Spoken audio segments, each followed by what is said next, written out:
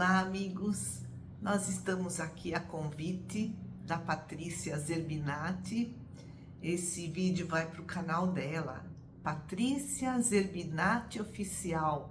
Se inscrevam lá, tem muitos vídeos maravilhosos a respeito de saúde mental, de psicologia, de psicoterapia. É fantástico o canal dela. Bom, meu nome é Beth, então a gente vai falar de perdas, de luto e o que nos ensina a psicologia. Bom, o luto é um processo emocional, processo tem começo, meio e fim, e o luto pode durar mais ou menos tempo. Qual é a causa do luto? São as perdas. Podem ser de entes queridos, perda de relacionamentos, por exemplo, um casamento que acaba, perda de empregos, perda de oportunidades, perda de saúde. As perdas levam ao rompimento dos hábitos, a uma necessidade de adaptações a novas rotinas. Por isso que o luto, em relação a todas as perdas, é ameaçador, porque o enlutado se sente vulnerável. Isso gera angústia, tristeza e a morte. A morte é um assunto doloroso, as pessoas evitam de falar na morte. A experiência do luto, ela sofre uma ruptura, Então, o luto gera uma ruptura na vida da pessoa. E isso exacerba um sentimento de irrealidade, tipo assim, nossa, isso não está acontecendo. E essa é a fase da negação. Parece que o falecido está presente e não está. Mas o velório, ele traz consolo, apoio social nesse momento de despedida. Ele ajuda a assimilar, a internalizar essa passagem difícil. As pessoas colocam também a notícia do falecimento nas redes sociais, no Facebook. Isso também é uma forma de aliviar a dor da perda. Se a morte já era um tabu, hoje é maior ainda. A psicóloga Lenise Maria Brandão escreveu o livro Psicologia Hospitalar. E ela, podemos ler no livro dela, o medo da morte estimula a vontade de viver, desperta para uma vida mais plena e mais significativa. Pensar que o corpo um dia vai ter um fim nos leva a refletir. E a nossa alma, para onde vai? Escreve a psicóloga Lenise Maria Brandão. E aí nós começamos a nos perguntar de onde eu vim, como estou vivendo, e isso nos leva a uma autoavaliação. E essa autoavaliação proporciona uma transformação das nossas crenças, dos nossos valores. Como escreveu o famoso filósofo chinês que viveu no século V a.C., Confúcio: quando você nasceu, você chorou e o mundo se alegrou. Viva a sua vida de modo que, quando você morrer, o mundo chore e você sorria. Isso é viver uma vida gratificante, uma vida plena, cheia de boas obras. Então vamos falar das 5 fases do luto. Quem trouxe esse estudo foi a psiquiatra Elizabeth Kübler-Ross.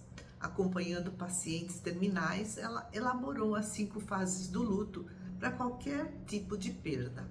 Sejam familiares que morrem, amigos que se afastam, seja a perda da saúde, a perda do casamento. Então essas 5 fases são negação, raiva, negociação, barganha, depressão, aceitação. E esse processo não é linear, Não depende do nosso estado, Assim, não é linear, tipo assim, a cada dia eu estou um pouquinho melhor. a gente volta para uma fase, avança para a seguinte, estaciona em alguma, depende do nosso humor. Por exemplo, quando tem as datas comemorativas, Natal, aniversário, e o ente querido não está mais, né, aqui conosco, a dor é muito grande. E cada fase não tem um tempo certo para terminar. Pode demorar horas, pode demorar anos. Então vamos lá para cada fase. A negação, ela acontece porque a dor da perda é tão grande, a pessoa leva um choque e aí ela faz um mecanismo de defesa para sobreviver, para não surtar. Então ela pensa, deve ter havido algum engano, isso não está acontecendo. Ou então a pessoa desmaia. O desmaio é uma perda da consciência, também é uma proteção do psiquismo. Aí o tempo passa, a pessoa cai na real, aí surge a raiva. No início, essa raiva é dirigida para fora, né? A pessoa culpa Deus, culpa os médicos, culpa a família. A raiva é uma emoção, vem lá do inconsciente e ela tem uma função. Ela é tipo uma âncora que nos finca os pés no chão para a gente ficar na realidade. E aí, com o tempo, a raiva vai se dissipando, essa emoção vai se acalmando e o enlutado retoma, né, a sua capacidade de raciocinar, a sua razão, né? Aí vem a fase da negociação. A gente gostaria que nada tivesse mudado, né? Então, essa fase, a pessoa faz trocas, faz barganhas com Deus, com o destino, para buscar uma solução. E se eu fizesse isso ou aquilo? Mas aí isso gera uma culpa, né? A pessoa se culpa e essa culpa leva a uma autopunição e isso é uma raiva dirigida para si mesmo. Aí vem a fase seguinte, é a depressão, é aquela tristeza persistente, a pessoa não tem interesse em nada, ela se isola. Se a depressão é mais leve, o apoio social ajuda, mas se for uma depressão intensa, ela vai precisar de terapia, de medicação. E aí ela, né, com esse tratamento, volta ao presente, retoma a sua vida cotidiana e sai da depressão. E vem a última fase, a quinta, é a aceitação. A pessoa se adapta à situação da falta daquela pessoa querida. E a partir de então ela vê novas perspectivas para a sua vida. Tudo isso é um processo que precisa ser vivido, sentido, compreendido. Isso é um luto saudável. Mas se a pessoa sufoca a dor, né? Eu não posso chorar, né? Que os outros vão pensar, eu preciso dar uma de forte.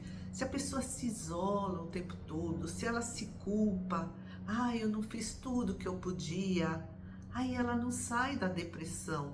E esse luto se torna patológico e aí precisa de ajuda médica. Os estudiosos perceberam que as pessoas que têm uma certa espiritualidade, uma religiosidade, elas elaboram essas 5 fases do luto de uma forma mais tranquila, com mais aceitação e em menos tempo.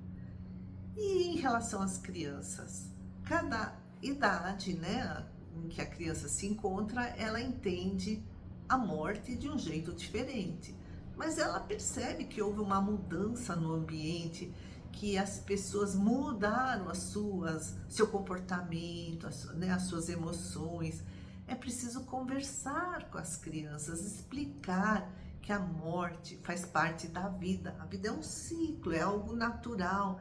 Isso com palavras simples. Tem pessoas que, assim, com boa intenção, acabam prejudicando a criança. Os psicólogos nos alertam. Se a gente fala para a criança assim em relação ao morto, ah, dormiu para sempre, descansou, a pessoa pode passar a ter medo de dormir, né? Ou então, porque ela também pode de repente não voltar mais, ou ela fica esperando que aquele que está dormindo um dia acorde e volte. Ou outros dizem assim, né? O seu avô ou sua avó fez uma longa viagem, foi embora. E aí ela pensa, a criança, todos que vão viajar, será que nunca mais voltam? Dependendo da idade da criança. A criança também passa pelo processo do luto. Não podemos criar culpa nelas, nem medo, nem traumas. É preciso deixar a criança expressar o que ela sente. Às vezes, a criança não sabe expressar a sua raiva em palavras. Aí, o seu comportamento agressivo é uma catarse, ela está extravasando essa raiva. É preciso apoio e diálogo. E como elaborar um luto saudável? O luto é esse conjunto de reações, de sensações, de emoções, de sentimentos por conta de uma perda. É um processo doloroso. Perder um amigo, perder um parente, é como se perdêssemos um pedaço de nós mesmos. Perdemos alguém que era cúmplice da nossa existência. É o fim de uma história em comum. Antoine de Saint-Exupéry, que escreveu O Pequeno Príncipe, deixou aquela magnífica frase: aqueles que passam por nós não vão sós, deixam um pouco de si, levam um pouco de nós. Mas a nossa mente é muito complexa, ela é cheia de significados. O que são esses significados? O que cada situação, o que cada pessoa, o que cada objeto representa para nós. Então, dor, morte, vida tem significados diferentes para cada pessoa. Isso por conta de, né, cada um tem uma bagagem de conhecimentos, experiências diferentes vividas, valores diferentes que internalizou. Por isso, o luto é diferente para cada pessoa. Depende, né? Se a pessoa que morreu era mais ou menos próxima a nós, depende dos vínculos que tínhamos com essa pessoa que morreu, das circunstâncias da morte, como a pessoa morreu, se o enlutado é uma criança, é um adulto, e como essa criança e esse adulto estão emocionalmente falando. O luto é uma experiência mais ou menos angustiante, mais ou menos desorganizadora, depende de todas essas circunstâncias. E o luto tem essas fases, né? Essas 5 fases da Elizabeth Kübler-Ross, que elastecem, dilatam, encurtam, se imbricam. Então, primeiro vem aquele entorpecimento, o choque diante da notícia, aí vem uma desorganização das ideias, perda de sentido das coisas, da vida. Aí o tempo vai passando, vem a fase dos protestos, da raiva, da inquietação, da tristeza, que são emoções fortes. Aí isso tudo gera um sentimento de impotência, vem o desespero, o passado não volta. E o tempo vai passando, a pessoa entra num estado de apatia, de desmotivação, de depressão, e o luto vai sendo processado. Com o tempo, a pessoa vai reorganizando as suas ideias, vai redefinindo seus papéis sociais, quem sou, o que farei agora. E isso, né, exige adaptação. Com essa adaptação surgem novas habilidades diante dos novos aprendizados. Crescemos interiormente, superamos a falta do outro, nos readaptamos à nova situação e continuamos aprendendo com o que a vida está nos ofertando. Então, o luto não pode ser desprezado, ele tem essa função de restabelecer a saúde mental e depois manter a saúde mental, né? Mas se nós desprezarmos a dor e o sofrimento, nós estaremos deixando de investir na nossa saúde psíquica, na nossa saúde emocional, nos nossos relacionamentos, que é a saúde social, e na nossa saúde física. Então, se necessário, é preciso procurar ajuda médica, apoio social. E como processar o luto da forma mais saudável possível? Elaborando sentimentos, sentimento de pesar, de tristeza, vivendo as emoções, os sentimentos que afloram, expressando, chorando, se der vontade, participando dos rituais de despedida, né? Que são os momentos de consolo, com a presença dos familiares, dos amigos, externalizando a dor, conversando com o outro, né? Fazendo essa catarse. Quando nós compartilhamos a dor, essa dor adquire novos significados e fica mais fácil a gente se adaptar a essa mudança, fica mais fácil dar continuidade à própria vida. Mas se o luto não for elaborado, se a pessoa reprime as suas emoções, nega as suas emoções, ela fica presa ao passado, ela fica fantasiando um presente irreal. Ah, se o passado voltasse. Isso é fuga da realidade, porque o passado não volta. Aí vem a frustração, que gera o desespero, a inconformação, a angústia, e aí vem as doenças, os comportamentos antissociais, a revolta e até o suicídio. Tem uma série na Netflix chamada A Cozinheira de Castamar. Logo no primeiro episódio, por isso que eu vou contar, porque no primeiro episódio, um homem educado, gentil, né, mostra, né, a vida com a esposa, mas a esposa morre. E a partir de então ele se isola e se torna agressivo, que não é o normal dele. Ele não aceita ajuda de ninguém, isso é um luto adoecido. No luto patológico ou adoecido, um enlutado permanece intensamente voltado para aquela pessoa que partiu, fica preso nas lembranças do passado, não vive a realidade, não vive a sua vida atual, não se interessa por mais nada. E é isso que a série da Netflix mostra. E isso daí gera esse desequilíbrio psíquico e o adoecimento físico. Enquanto que no luto normal os sentimentos são vivenciados, a pessoa procura ajuda, chora, conversa e o impacto da perda vai sendo amenizado. Aí a pessoa consegue voltar para sua rotina num intervalo de tempo menor e tudo fica mais suavizado.